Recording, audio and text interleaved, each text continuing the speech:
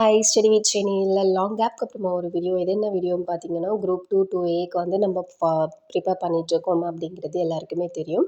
So நம்ம வந்து ஒரு கண்டினியூட்டியாக போகணும் அப்படிங்கிறதுனால ஹிஸ்ட்ரி, ஐஎன்எம், அதுக்கப்புறமா பாலிட்டி இந்த ஒரு கண்டினியூவில் போய்கிட்டும் இருக்கும். ஸோ நம்ம அதே மாதிரி ஹிஸ்ட்ரிக்கு பிளான் பண்ண மாதிரி ஹிஸ்ட்ரியில் வந்து முக்கியமான ஏரியான்னு பார்த்துட்டிங்கன்னா சிந்து சமவெளி நாகரிகம், குப்தர்கள், டெல்லி சுல்தானர்கள், முகலாயர்கள் நம்ம வந்துட்டு கம்ப்ளீட் பண்ணிட்டோம்.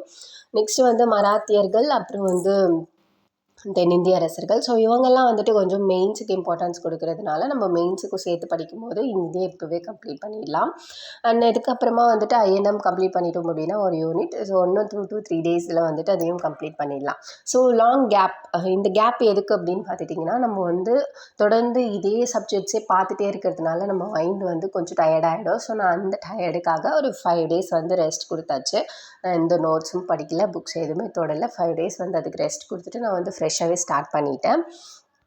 ஸோ இதுக்கப்புறமா வந்துட்டு வீடியோஸ் வந்து கண்டினியூஸாக வந்துகிட்டே இருக்கும். ஸோ உங்களுக்கு எந்த மாதிரி வீடியோஸ் வேணுமா அப்படின்னு நீங்கள் கமெண்ட் பண்ணிங்கன்னா நான் உங்களுக்கான டவுட்ஸுமே வந்துட்டு ஷேர் பண்ணிவிடுவேன். ஃபஸ்ட்டாக உங்களுக்கு ஒரு மோட்டிவேஷனாக சொல்லணும் அப்படின்னு பார்த்தீங்கன்னா, குரூப் 2 2ஏக்கு வந்து கம்மி வேக்கன்சிஸ் தான் இருக்குது. இதுக்கு ஏன் படிக்கணும், டைம் வேஸ்ட் பண்ணணும்னு யோசிக்காதீங்க.